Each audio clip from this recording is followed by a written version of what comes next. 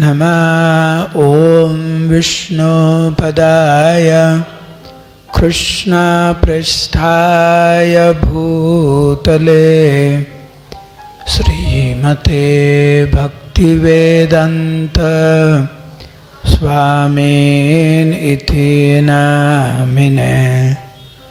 नमस्ते सारस्वती देवे गौरवाणी प्रचारिणे निर्विशेष शून्यवादी पाश्चात्यदेशतारिणे वाञ्छाकल्पतरुभ्यश्च कृपासिन्धुभ्यैव च पतितानं पावनेभ्यो वैष्णवेभ्यो नमो नमः।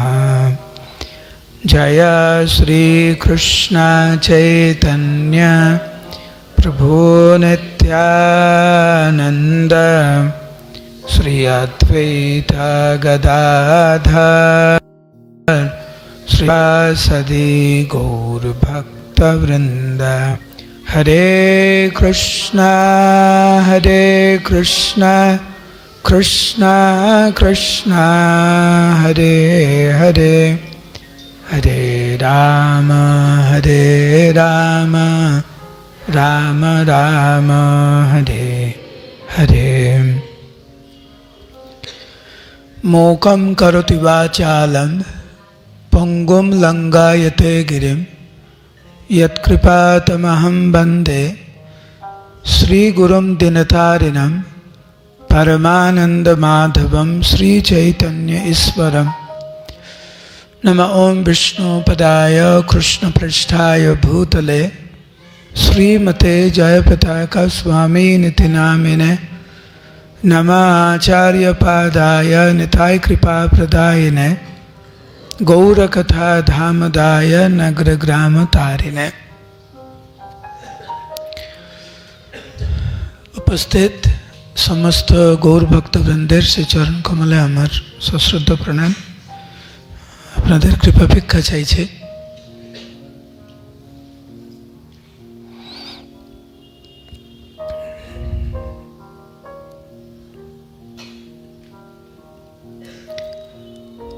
এক বিশেষ উদ্দেশ্য নিয়ে ভগবান এই জগৎ সৃষ্টি করেছেন, যাতে জীব উপলব্ধি করতে পারে যে এই জগৎ দুঃখময়, এবং সেই জন্য দেখবেন আমরা জীবনে আপাত দৃষ্টিতে অনেক কিছু থাকলেও কোনো না কোনো কিছুর অভাব আমরা অনুভব করি। নিরাপত্তার অভাব অনুভব করি, স্নেহ ভালোবাসার অভাব অনুভব করি। কারণ এই জড়জগৎটা ভগবান এমনভাবে সৃষ্টি করেছেন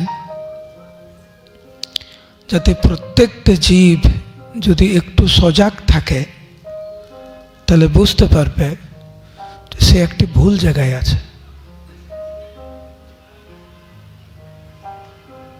আপনাকে যদি এখন ধরে জলে চুবিয়ে যদি বলে আপনি ভালো থাকুন, ভালো থাকতে পারবেন? আগুনের মধ্যে আপনাকে প্রবেশ করিয়ে যদি বলে আপনি ভালো থাকুন, কি করে ভালো থাকবেন? জলের ভিতরে বা আগুনের মধ্যে থাকা আমাদের স্বাভাবিক অবস্থা নয়। সংসার দাবানল, আমরা গান গাই সকালবেলা, সংসার দাবানল। তো সংসারের দাবানল থেকে কেউ যদি বলে প্রভু আমি না ভালো নই, আমি ভালো নেই, আমার মন খারাপ, আমার শরীর খারাপ, আমার সম্পর্ক ঠিক যাচ্ছে না, ছেলে মেয়েরা কথা শুনছে না, আমার আর্থিক অবস্থা ভালো না, দেশের অবস্থা ভালো না, ইত্যাদি ইত্যাদি। এটা তো স্বাভাবিক।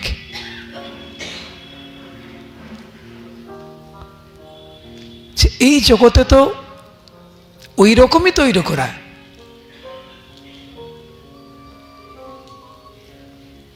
যে ভগবানের চরণ কমলে পূর্ণরূপে আত্মসমর্পণ ছাড়া এখানে কেউ ভালো থাকবে না।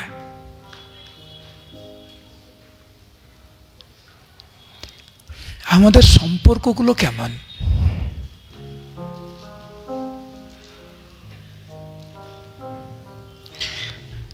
মাঝে মাঝে মনে হয় না, আয়নার দিকে যখন আমরা তাকাই মাঝে মাঝে, চুলগুলো পেকে গেল, এত বয়স হয়ে গেল।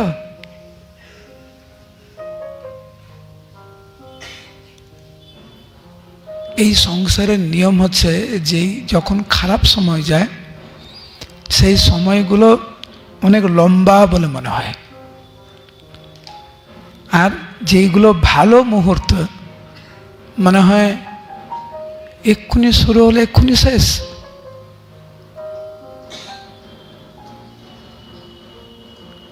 মাঝে মাঝে আমাদের মনে হয় কি করে সময়টা এত তাড়াতাড়ি কি করে চলে গেল।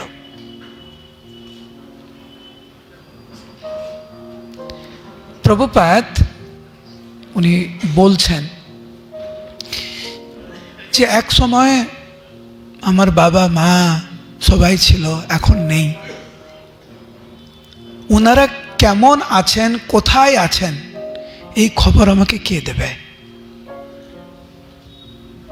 আমাদের প্রত্যেকেরই কিন্তু অনেক আত্মীয় স্বজন আজকের জীবিত নেই। ওনারা কোথায় আছেন আপনি কি করে জানেন? কেমন আছেন আপনি কি করে জানেন? ঠিক সেই রকম আমরাও এই জগৎ থেকে চলে যাব, আর তথাকথিত যারা আমার আপনজন এখন, তাদের কাছেও কিন্তু আমাদের কোনো খবর থাকবে না। সেই জন্য প্রভুপাদ বলছেন নামে মাত্র তাদের সংসার রয়ে গেল, নামটা থেকে যাবে, তবু আবার কিছুদিন। আজকের গাড়িতে মালদা শহরে আমরা শ্রীমান মহাপ্রভুর একটি স্থান দর্শন করতে যাচ্ছিলাম। তো তখন আমি প্রশ্ন করলাম যে আমি শুনেছি যে মালদা এক সময় একদিনের জন্য বাংলাদেশে হয়ে গেছিল, তারপরে একদিন না দুদিন পরে ভারতে এসছে। কোনো একটা কিছু একটা ভুল ছিল বা কিছু একটা ব্যাপার ছিল। আমি জিজ্ঞাসা করলাম কার জন্য এই মালদা আবার ভারতবর্ষের অন্তর্ভুক্ত হলো? কেউ নাম মনে করতে পারছে না। আমি তখন বললাম যে কি অবস্থা আমাদের। প্রভুপাদ বলছেন নামে মাত্র তাদের সংসার রয়ে গেল, আমরা থাকবো না, হয়তো আমাদের নামটা থেকে যাবে, কিন্তু কিছুদিন পরে আমাদের নামও থাকবে না। মনে করতেই পারলো না। তারপর আমার মাথায় আসলো, আমি বললাম যে ওনার টাইটেল মুখার্জি ছিল না? তখন নামটা আসলো, ও উনি, হ্যাঁ হ্যাঁ উনি উনি। এইটি হচ্ছে এই জগতের নিয়ম। যাদের জন্য আমরা স্থান পেলাম তাদেরকেও আমাদের মনে থাকবে না, তাদের নামও মনে থাকবে না। কিন্তু আমরা ভাবছি আমরা এমন কিছু করে যাব যুগ যুগ ধরে আমাকে মনে রাখবে, কেউ কারুকে মনে রাখবে না। এইটা আমাদের হাড়ে হাড়ে আমাদের উপলব্ধি করা উচিত। কার জন্য আমরা কর্ম করব, কার জন্য আমরা জীবন উৎসর্গ করব, কার জন্য এত ত্যাগ, ভালো করে উপলব্ধি করা উচিত আমাদের। আর এখন পর্যন্ত কার জন্য জীবন উৎসর্গ করে এসেছি আমরা, কি পেয়েছি আমরা? কারণ এই জগতের যত সম্পর্ক রয়েছে প্রভুপাদ বলছেন সমুদ্রের ফেনা যেন ক্ষণে সৃষ্টি ক্ষণে লয়। মায়ার সংসারে খেলা এইভাবে হয়। এই জড় জগতের যত সম্পর্ক রয়েছে সমুদ্রের ফেনার মতো, ক্ষণে সৃষ্টি ক্ষণে লয়। কিন্তু আমরা এত বোকা যে ওই ক্ষণ বা ওই মুহূর্তটাকে আমরা ভাবছি এইটি আমাদের জীবন। যদি আমরা না ভাবতাম এরকম, তাহলে এই জড়জাগতিক সুখ স্বাচ্ছন্দ্যের জন্য, জড়জাগতিক সম্পর্কের জন্য আমরা এতটা পাগল হতাম না।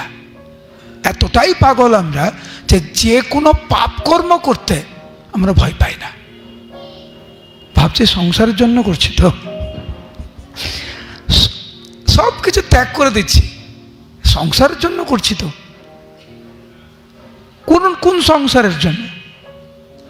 সমুদ্রের ফেনা যেন ক্ষণে সৃষ্টি ক্ষণে লয়।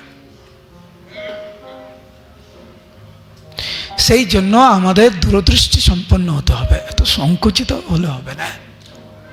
কেবলমাত্র এই মুহূর্ত নিয়ে যদি আমরা ভাবি, এবং যদি ভাবি এর আগে এবং এর পরে কিছু নাই, শুধু বোকামি। অনন্তকাল রয়েছে, অনন্তকালের মধ্যে আমরা ক্ষুদ্র এই সময়টুকু আমরা পার করছি। কিন্তু মানব জীবন এমনই একটি জীবন, এই মানব জীবনকে যদি আমরা সদ্ব্যবহার করি, তাহলে কিন্তু আমাদের এই যে অনন্ত যে সমস্যা রয়েছে, অনন্তকাল যে আমরা এই সংসারে দুঃখ কষ্ট ভোগ করছি, আমরা এর কিন্তু নিত্য সমাধান আমরা পেতে পারি। আজকে সকালবেলা আমরা গীতার একটি শ্লোক নিয়ে আলোচনা করছিলাম। এখানে যারা ভক্ত, আপনারা এর সাথে জীবনের কিছু মুহূর্ত উপলব্ধি করতে পারেন। কৃষ্ণ গীতায় বলছেন যে আমি নিত্য কাল ধরে আমার নিত্য ধামে আমি অবস্থান করি, একই সঙ্গে আমি সর্বত্র বিদ্যমান। বুঝতে পারছেন? আরেকবার বলবো, মন দিয়ে শুনুন, সবাই বলুন হরে কৃষ্ণ, উচ্চস্বরে হরে কৃষ্ণ। এটা মন দিয়ে শুনুন।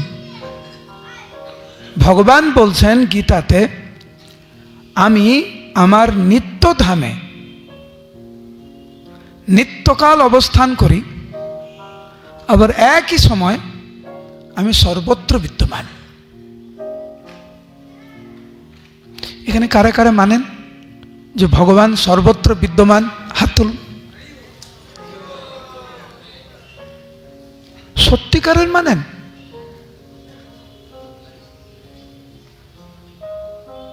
কোন ভক্ত যদি এইটাকে বিশ্বাস করে যে ভগবান সর্বত্র বিদ্যমান, সে, আমরা আজ ক্লাসে আজকে আলোচনা করছিলাম, সেই ভক্ত কখনো কোনো পাপ কর্ম করতে পারে না, কখনো কোনো বৈষ্ণব নিন্দা করতে পারে না, সে কখনো কোনো পরিস্থিতিতে পরচর্চা পরনিন্দা করতে পারে না, সম্ভব না।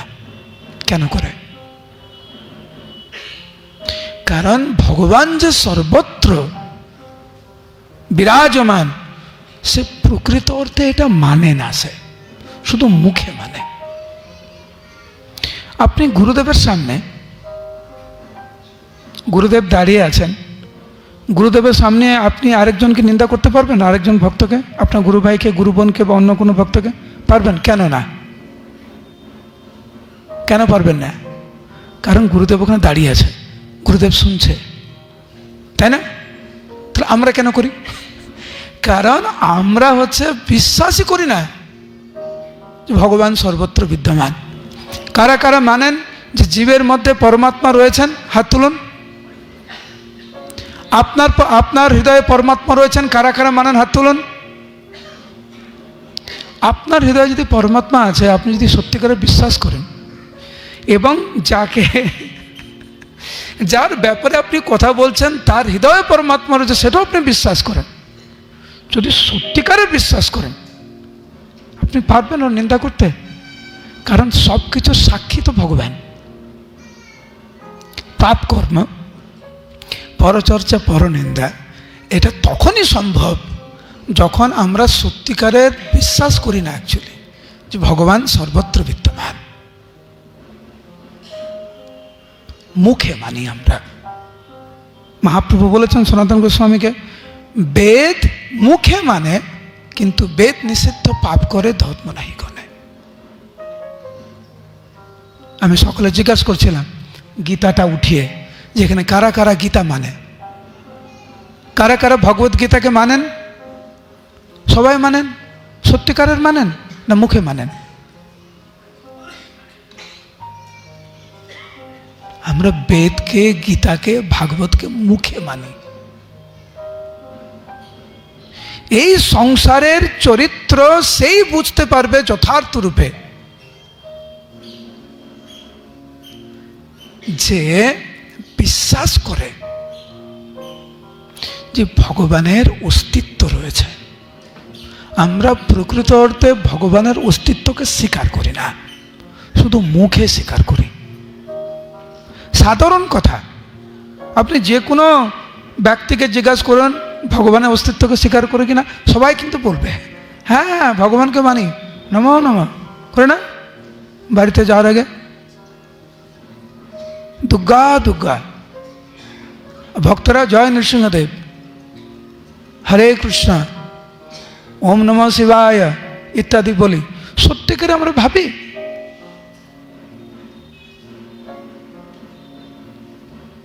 যে ভগবানের অস্তিত্ব রয়েছে? যদি ভগবানের অস্তিত্ব যদি থেকে থাকে এবং তা যদি আমরা বিশ্বাস করে থাকি প্রকৃত অর্থে, এত দ্বন্দ্ব কেন, এত ভেদাভেদ কেন, ভক্তদের ভিতরে এত মনোমালিন্য কেন, জীবদের মধ্যে এত মনোমালিন্য কেন? কারণ প্রকৃত অর্থে ভগবানের অস্তিত্বকে আমরা স্বীকার করি না, যতটুকু করি মুখে করি। বলুন হরে কৃষ্ণ। ভগবান এই জগৎকে এমনভাবে সৃষ্টি করেছেন যে আমরা বোকার মতো শুধু ভাবতে থাকি যে এই শরীরটাই সব কিছু, এই সম্পর্কটাই সব কিছু। আমি কয়েকদিন আগেই একজন ভক্তের সাথে কথা বলছিলাম, সে ভক্ত আমাকে বলছে উনি আত্মহত্যা করতে চায়, ভক্ত কিন্তু। যেহেতু আমি বিভিন্ন জায়গায় যাই, প্রচার করি, বিভিন্ন ভক্তের সাথে কথা বলার একটা সৌভাগ্য হয় আমার, তো উনার আত্মহত্যার করার কারণ হচ্ছে উনার যে সম্পর্ক, যে পারিবারিক যে সম্পর্ক, ওটা ঠিক মতো যাচ্ছে না।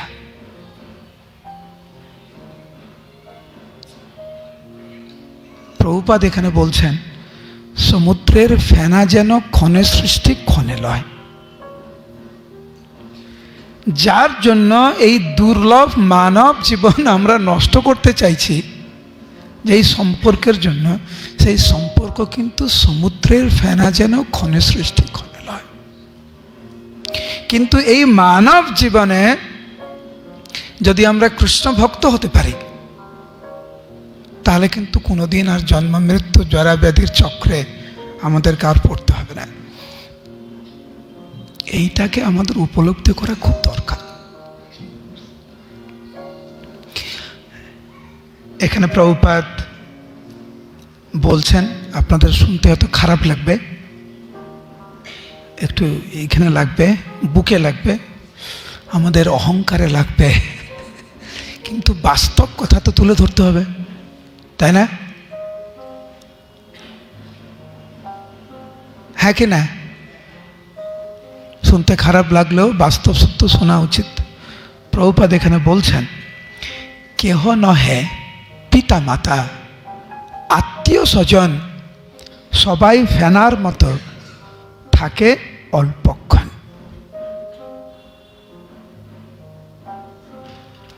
এই জড়জগতের যত সম্পর্ক কেবলমাত্র অল্পক্ষণ থাকার জন্য, বেশি দিন থাকার জন্য না। নিজের কথা বলি,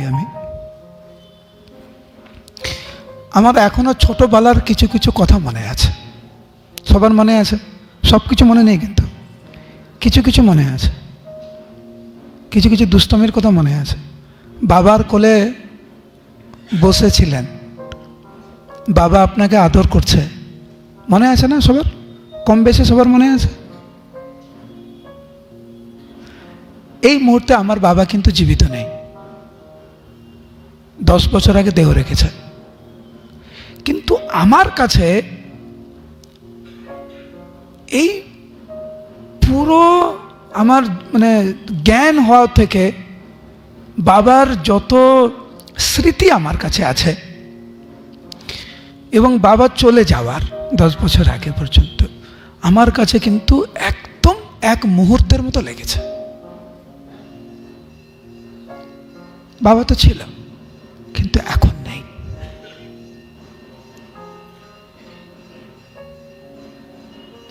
এগুলো আমরা শুনতে চাই না। এগুলোকে ভুলে এই অনিত্য সংসারে অনিত্য শরীরটাকে নিয়ে আমরা পড়ে থাকতে পছন্দ করি, কিন্তু এটা বাস্তব কথা। সেই জন্য এই মানব শরীর যখন আমরা পেয়েছি, অত্যন্ত ঐকান্তিকতার সহিত ভগবানের চরণ কমলে আমাদের আত্মসমর্পণ করা উচিত। কোনো মতেই যেন আমরা অবহেলা না করি আর অজুহাত না খুঁজি। আমি বলছি না যে এই জড়জগতের যত সম্পর্ক রয়েছে সেটাকে অবহেলা করতে হবে না। স্ত্রী হিসাবে আমাদের কিছু কর্তব্য থাকে, স্বামী হিসাবে কিছু কর্তব্য থাকে, পুত্র কন্যা দেশবাসী রূপে আমাদের কিছু কর্তব্য থাকে, আমাদের কিছু ধর্ম থাকে, পারিবারিক লৌকিক কিছু ধর্ম থাকে। এগুলো সেইগুলো করতে গিয়ে যেন আমাদের পরম ধর্ম, আমাদের নিত্য ধর্মকে যেন আমরা কখনো অবহেলা না করি। আমি যেই বাড়িতে আছি, প্রভুর নাম মনে নেই আমার, প্রভু পিছনে বসে আছেন, তো উনি ভক্ত, ওনার স্ত্রী ভক্ত, ওনার সন্তান ভক্ত। লক্ষ্মীকান্ত প্রভু বললেন, দুই প্রভু, মাতাজি এবং প্রভুজি দুইজনেই আগে গীতা কোর্সের ভক্ত ছিলেন।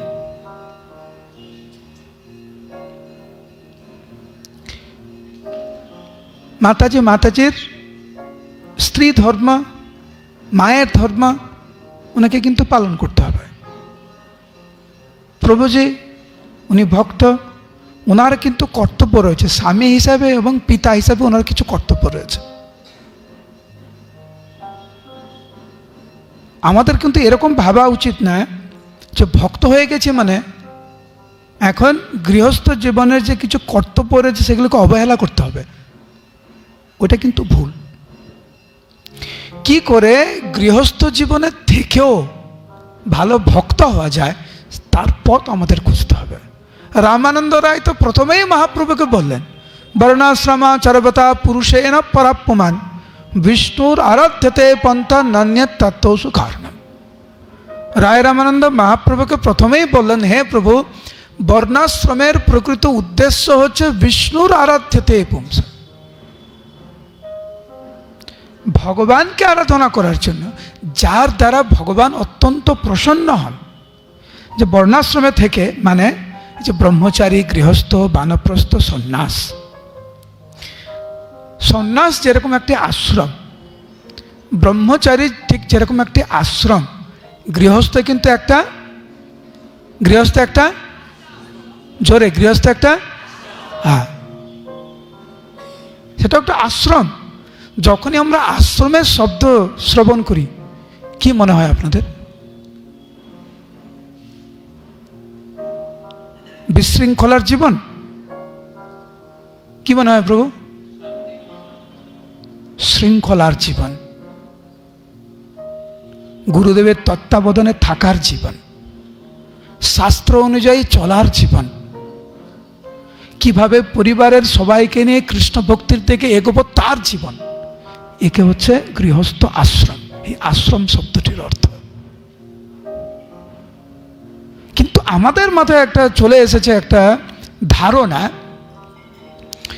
এই সমস্ত বেশিরভাগ বানপ্রস্থ, সন্ন্যাস এবং ব্রহ্মচারীদের আশ্রমের জীবনযাপন। মহাপ্রভুর ভক্ত যত বৈরাগ্য প্রধান, চৈতন্য চরিতামৃতের কথা। মহাপ্রভুর যত পার্ষদ বৃন্দ ছিলেন বেশিরভাগ তো গৃহস্থ ভক্ত ছিলেন। ওনারা ওনাদের কর্তব্য করেছেন, গৃহস্থ জীবনের কর্তব্য, কিন্তু ওনাদের যে পরম কর্তব্য, পরম ধর্ম, সেটা করার মাধ্যমে এই জড়জগতের প্রতি কোনো আসক্তি বা অন্য কিছু ছিল না। কর্তব্য করে গেছেন। আমাদের বয়স তো হচ্ছে, আর অবহেলা করা ঠিক হবে না। আর দেখবেন যখনই আমরা ভক্তিপথে এগোনোর চেষ্টা করব, কেউ না কেউ আমাদেরকে নিরুৎসাহিত করবে। আমাদের পরিবার, আমাদের পরিবেশ, পরিস্থিতি, আপনজন, এবং কখনো কখনো সে আমাদের নিকট আত্মীয় রূপে ধারণ করে আমাদেরকে কিন্তু ঠকানোর চেষ্টা করবে। সেই জন্য বেছে বেছে খুব সচেতনভাবে যে আমরা কোন সঙ্গে থাকব, সেইটা যেন আমরা একটু বিচার বিবেচনা করি। তা না হলে কিন্তু অসৎ সঙ্গে থাকার ফলে মুহূর্তের মধ্যে আমাদের এত পরিশ্রমের ফল কিন্তু নষ্ট হয়ে যেতে পারে। ধরুন 30 বছর, সবাই বলুন হরে কৃষ্ণ। ধরুন কোনো ভক্ত 30 বছর ভক্তি জীবন যাপন করছে। আপনি বলুন তো, 30 বছর ভক্তি জীবন যাপন করার পর তার অধঃপতন হতে পারে, হ্যাঁ কি না? কারা কারা ভাবেন তার অধঃপতনের সম্ভাবনা নেই? হাত তুলুন। একজন। কারা কারা ভাবেন তার অধঃপতন হওয়ার সম্ভাবনা আছে? হাত তুলুন। আর কারা কারা বুঝতে পারছেন না ভোট কোন দিকে দেবেন? 50% বুঝতেই পারছেন না। শাস্ত্র অনুযায়ী সারাটি জীবন, 30 বছর কেন, 80 বছরও যদি সে ভক্তি জীবনে দিয়ে দেয়, তার পতন হওয়ার সম্ভাবনা থাকে। অসৎ সঙ্গের প্রভাবে সে কিন্তু পতন হতে পারে। তার জ্বলন্ত দৃষ্টান্ত হচ্ছে রামায়ণের কাহিনী। ভরত মহারাজের মা কৈকেয়ী, ভরত মহারাজের মা কৈকেয়ী ভগবান রামচন্দ্রকে উনার নিজের পুত্র ভরতের থেকে বেশি ভালোবাসতেন বাল্মীকি রামায়ণ অনুযায়ী। অযোধ্যায় যাবেন, কনক ভবন আছে, দর্শন করবেন। ওইটা কিন্তু কৈকেয়ী মা যখন রামের সাথে সীতা দেবীর বিবাহ হলো, ওই কনক ভবন কিন্তু কৈকেয়ী সীতা মাকে এমনি দিলেন, ভালোবাসার উপহার স্বরূপ।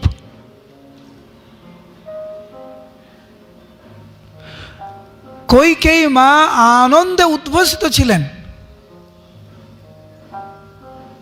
আনন্দে নিমগ্ন ছিলেন যখন শুনলেন যে রাম হচ্ছে রাজা হবে। কত আনন্দ কৈকেয়ী মার। এবং ভগবান রাম ও কৈকেয়ী মাকে অনেক ভালোবাসতেন, অনেক।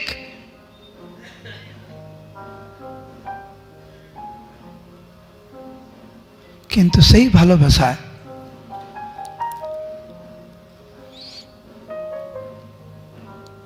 কি ভয়ঙ্কর রূপ ধারণ করল। যেই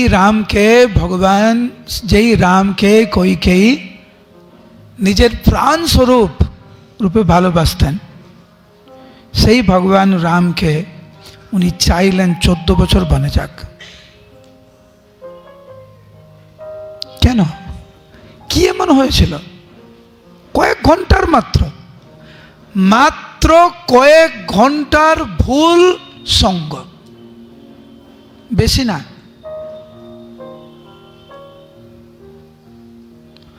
রামচন্দ্রের পুরো জীবনটাই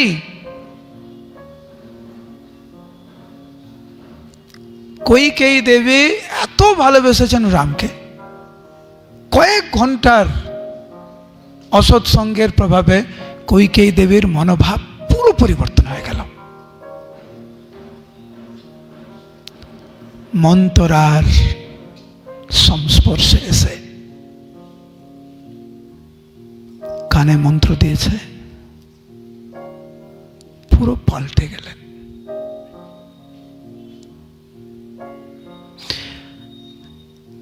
এক, এই জড় জগতের যে প্রকৃত স্বরূপ সেটাকে উপলব্ধি করা, যেটা এত সহজ নয়। আমরা আমাদের জীবনে মায়ার লাথি কত খাচ্ছি আমরা, তবুও আমরা ভক্তিপথে এগোতে চাই না। তবুও এই সংসারকে, এই শরীরকে, আমাদের এই শরীর সম্বন্ধীয় যা কিছু আছে একদম পুরো আঁকড়ে ধরে রাখি। এক, এর মধ্যে কোনো ভাগ্যবান জীব, ব্রহ্মাণ্ড ভ্রমিতে কোনো ভাগ্যবান জীব গুরু কৃষ্ণ প্রসাদে পায় ভক্তিলতা বীজ। এর মধ্যে অল্প কিছু জীব তারা সত্যিকারের ভক্তিপথে প্রবেশ করেন এবং আপ্রাণ চেষ্টাও করেন। এরপরেও যদি আমরা সাবধান না থাকি তাহলে কিন্তু সব শেষ হয়ে যাবে আমাদের।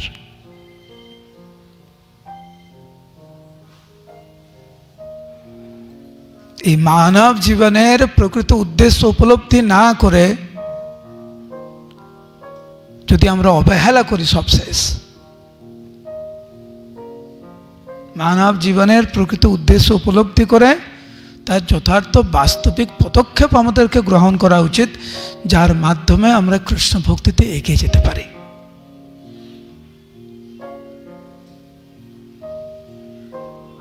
এই জন্যই মাঝে মাঝে আমরা বসে নিজেদের ভিতরে আলোচনা করি। ঠিক যেরকম পরিবারের সদস্যরা একসাথে বসে বিভিন্ন বিষয়ে আলোচনা করে, কোনটা ঠিক হচ্ছে, কোনটা ভুল হচ্ছে, কোনটা করা উচিত, কোনটা করা উচিত না। যেমন যারা ব্যবসা করে, ব্যবসা করার দিনের শেষে একটা হিসাব হয়তো, লাভ হলো না লোকসান হলো, তাই না? যিনি রান্না করেন, আপনারা তো বিচার করেন আজকে রান্নাটা ভালো হয়েছে না খারাপ হয়েছে। যারা সঙ্গীত শিক্ষা লাভ করেন তারাও কিন্তু বিচার করে। সঙ্গীতের জন্য বিচার করা, রান্নার জন্য বিচার, ব্যবসার জন্য বিচার, সব কিছুর হিসাব নিকাশ। যে আজকের আপনারা এসছেন, হিসাব নিকাশ করেননি? করেছেন তো? প্রোগ্রামটা কোথায়, কত টাকা খরচা পড়বে, এই অনুষ্ঠানে যাচ্ছি, আজকে একাদশী, প্রসাদ দেবে কিনা, নানা আবার ঘরে এসে রান্না করতে হবে কিনা, সব কিছুর কিন্তু একটা বিচার করছে, একটা হিসাব করছেন। বাস্তবিক কথা বলছি, জীবনের প্রত্যেকটা বিষয়ে কিন্তু আমরা হিসাব নিকাশ করছি। কেন ভক্তি জীবন নিয়ে কেন আমরা বিচার করবো না, কেন হিসাব নিকাশ করবো না? কেন দিনের শেষে একটু বসে ঠান্ডা মাথায় কেন বিচার বিবেচনা করবো না? আজকে জবটা ঠিকমতো করেছে কিনা, আজকে বৈষ্ণব নিন্দা করেছে কিনা, প্রভুপাদের গ্রন্থ পড়েছে কিনা, অসৎসঙ্গ করেছে কিনা, প্রভুপাদের লেকচার শুনেছে কিনা, গুরুদেবের গ্রন্থ অধ্যয়ন করেছে কিনা, কেন বিচার বিবেচনা করবো না? সব কিছু নিয়ে বিচার বিবেচনা, আর যেই বিষয় নিয়ে বিচার বিবেচনা করা উচিত ওইটাই কেন অবহেলা?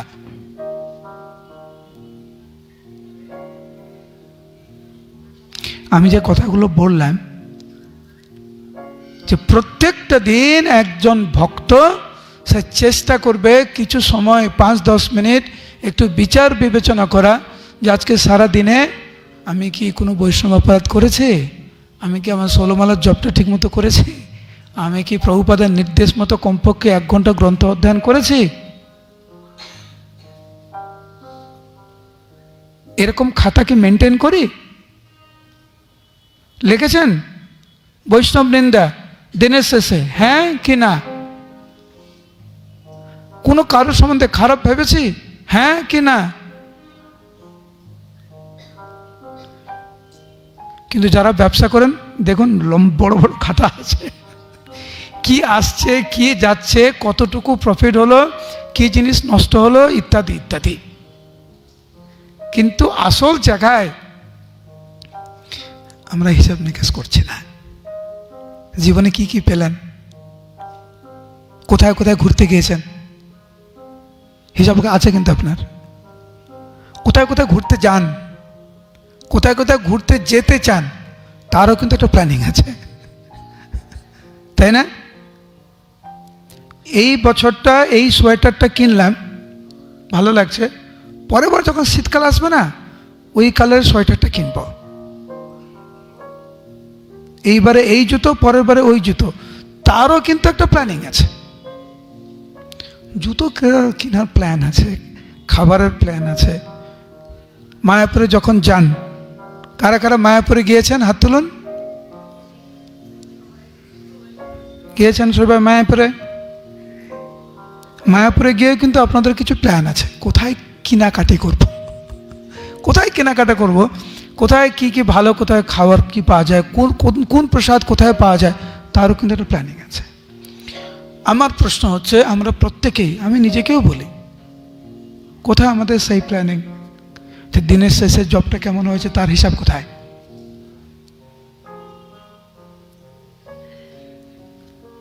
(2024) সাল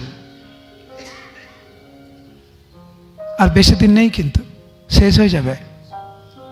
ক মাস আছে? আর মাসখানেক আছে।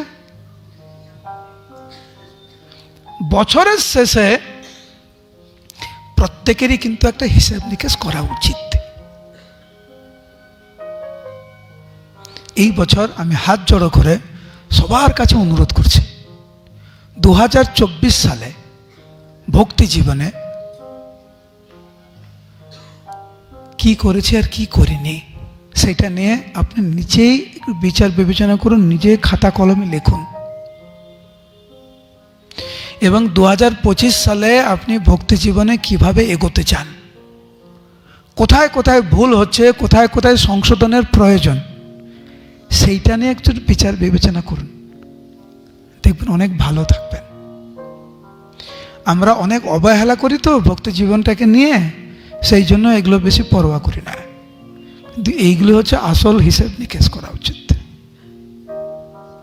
একটা লিস্ট বানান, ভক্তি জীবন বলতে আপনি কি বুঝেন, লিখুন। আপনার যদি মনে হয় ভক্তি জীবন মানে জপ করা, লিখবেন। ভক্তি জীবন মানে প্রসাদ পাওয়া, লিখবেন। ভক্তি জীবন মানে প্রভুপাদের গ্রন্থ অধ্যয়ন করা, লিখবেন। ভক্তি জীবন মানে প্রচার করা, ভক্তি জীবন মানে শুদ্ধ জীবন যাপন করা, পাপ কর্ম না করা, প্রচারে সাহায্য করা, বা অনেকে ভাবে মায়াপুরে যেতে হবে, বৃন্দাবনে, লিখুন। যা যা মনে হয় আপনার ভক্তি জীবন মানে এইটা, পুরো একটা লিস্ট বানান। তারপরে লিখুন 2024 সালটা কেমন। এখানে কেউ আছেন যিনি প্রত্যেকটা দিন কমপক্ষে 1 ঘন্টা প্রভুপাদের গ্রন্থ অধ্যয়ন করেন? হাত তুলুন। উইদাউট ফেল প্রত্যেকটা দিন প্রভুপাদের গ্রন্থ পড়েন? একজন, দুইজন, একজন হাত উঠে আবার হাত নামিয়ে দিয়েছে, বাট একজন থেকে লম্বা করে হাত উঠালো, একজন। প্রভুপাদের সংস্থায় থাকবো, প্রভুপাদের মনোভাব যদি আমরা না বুঝতে পারি, কি করে ভক্তি জীবনে থাকবো? আমরা টিকবো কি করে? নামে টিকবো না সত্যিকারে টিকবো? প্রভুপাদের মনোভাব হৃদয়ঙ্গম করতে গেলে, বুঝতে গেলে প্রত্যেকটা দিন কমপক্ষে 1 ঘন্টা করে প্রভুপাদের গ্রন্থ অধ্যয়ন করা দরকার। কি বুঝবো আমরা প্রভুপাদ কি চান, ভক্তি জীবন সম্বন্ধে প্রভুপাদ আমাদেরকে কি শিক্ষা দিয়েছেন, কি করে বুঝবো যদি গ্রন্থ অধ্যয়ন না করি? এবং শেষ কথা, ভক্তি জীবনের দায়িত্ব কিন্তু আমাদেরকেই নিতে হবে। গুরুদেব আছেন, আমাদেরকে উৎসাহ দেবেন, অনুপ্রেরণা দেবেন। আপনারা অনেকে নামহট্টের সাথে যুক্ত রয়েছেন। কারা কারা নামহট্টের ভক্ত? হাত তুলুন। কারা কারা নামহট্টের ভক্ত? হাত নামেন। কারা কারা নামহট্টের ভক্ত নয়? হাত তুলুন।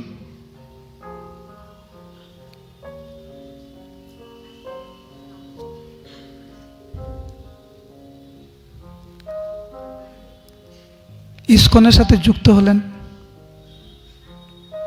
নামমঠের সাথে যুক্ত হলেন। ভক্তি জীবনে যদি সত্যিকারের এগোতে চান,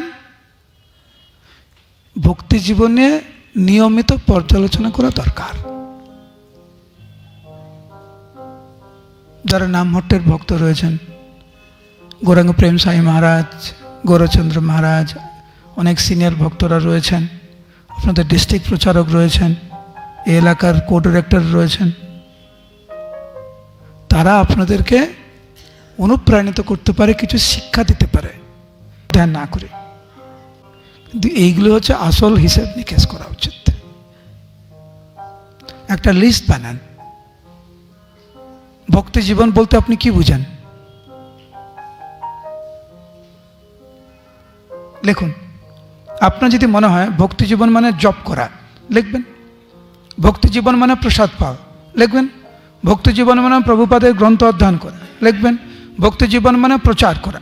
ভক্তি জীবন মানে শুদ্ধ জীবন যাপন করা, পাপ কর্ম না করা, প্রচারে সাহায্য করা, বা অনেকে ভাবে মায়াপুরে যেতে হবে, বৃন্দাবনে। লিখুন, যা যা মনে হয় আপনার ভক্তি জীবন মানে এইটা, পুরো একটা লিস্ট বানান। তারপরে লিখুন 2024 সালটা কেমন। এখানে কেউ আছেন যিনি প্রত্যেকটা সেইটা নিয়ে একটু বিচার বিবেচনা করুন, দেখবেন অনেক ভালো থাকবেন। আমরা অনেক অবহেলা করি তো ভক্তি জীবনটাকে নিয়ে, সেই জন্য এগুলো বেশি পরোয়া করি না। কিন্তু এইগুলো হচ্ছে আসল হিসেব নিকেশ করা উচিত। একটা লিস্ট বানান। ভক্তি জীবন বলতে আপনি কি বুঝেন? লিখুন। আপনার যদি মনে হয় ভক্তি জীবন মানে জপ করা, লিখবেন। ভক্তি জীবন মানে প্রসাদ পাওয়া, লিখবেন। ভক্তি জীবন মানে প্রভুপাদের গ্রন্থ অধ্যয়ন করা, লিখবেন। ভক্তি জীবন মানে প্রচার করা। ভক্তি জীবন মানে শুদ্ধ জীবন যাপন করা, পাপ কর্ম না করা, প্রচারে সাহায্য করা, বা অনেকে ভাবে মায়াপুরে যেতে হবে, বৃন্দাবনে। লিখুন, যা যা মনে হয় আপনার ভক্তি জীবন মানে এইটা, পুরো একটা লিস্ট বানান। তারপরে লিখুন 2024 সালটা কেমন। এখানে কেউ আছেন যিনি প্রত্যেকটা দিন কমপক্ষে 1 ঘন্টা প্রভুপাদের গ্রন্থ অধ্যয়ন করেন? হাত তুলুন। উইদাউট ফেল প্রত্যেকটা দিন প্রভুপাদের গ্রন্থ পড়েন। 1 জন, 2 জন, একজন হাত উঠে আবার হাত নামিয়ে দিয়েছে, বাট একজন থেকে লম্বা করে হাত উঠালো, একজন। প্রভুপাদের সংস্থায় থাকবো, প্রভুপাদের মনোভাব যদি আমরা না বুঝতে পারি, কি করে ভক্তি জীবনে থাকবো? আমরা টিকবো কি করে? নামে টিকবো না সত্যিকারে টিকবো? প্রভুপাদের মনোভাব হৃদয়ঙ্গম করতে গেলে, বুঝতে গেলে প্রত্যেকটা দিন কমপক্ষে 1 ঘন্টা করে প্রভুপাদের গ্রন্থ অধ্যয়ন করা দরকার। কি বুঝবো আমরা প্রভুপাদ কি চান? ভক্তি জীবন সম্বন্ধে প্রভুপাদ আমাদেরকে কি শিক্ষা দিয়েছেন, কি করে বুঝবো যদি গ্রন্থ অধ্যয়ন না করে? এবং শেষ কথা, ভক্তি জীবনের দায়িত্ব কিন্তু আমাদেরকেই নিতে হবে। গুরুদেব আছেন, আমাদেরকে উৎসাহ দেবেন, অনুপ্রেরণা দেবেন। আপনারা অনেকে নামহট্টের সাথে যুক্ত রয়েছেন। কারা কারা নামহট্টের ভক্ত? হাত তুলুন। কারা কারা নামহট্টের ভক্ত? হাত নামেন। কারা কারা নামহট্টের ভক্ত নয়? হাত তুলুন।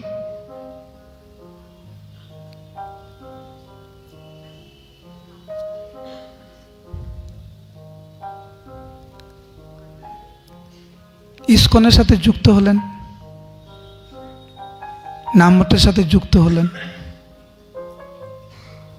ভক্তি জীবনে যদি সত্যিকারের এগোতে চান, ভক্তি জীবনে নিয়মিত পর্যালোচনা করা দরকার। যারা নামহট্টের ভক্ত রয়েছেন, গৌরাঙ্গ প্রেম সাই মহারাজ, গৌরচন্দ্র মহারাজ, অনেক সিনিয়র ভক্তরা রয়েছেন, আপনাদের ডিস্ট্রিক্ট প্রচারক রয়েছেন, এই এলাকার কো ডিরেক্টর রয়েছেন, তারা আপনাদেরকে অনুপ্রাণিত করতে পারে, কিছু শিক্ষা দিতে পারে, কিন্তু দিনের শেষে আপনাকেই সিদ্ধান্ত নিতে হবে আপনি পালন করবেন কি করবেন না, তাই না? ওনারা তো আসবেন, একটি ক্লাস দেবেন, চলে যাবেন, আপনাদের তো বুঝাবেন, কিন্তু আপনি করবেন কি করবেন না সেটা আপনাকে ঠিক করতে হবে। দিনের শেষে আপনার জীবন নিয়ে আপনাকেই উত্তর দিতে হবে, আপনারও কেউ উত্তর দেবে না।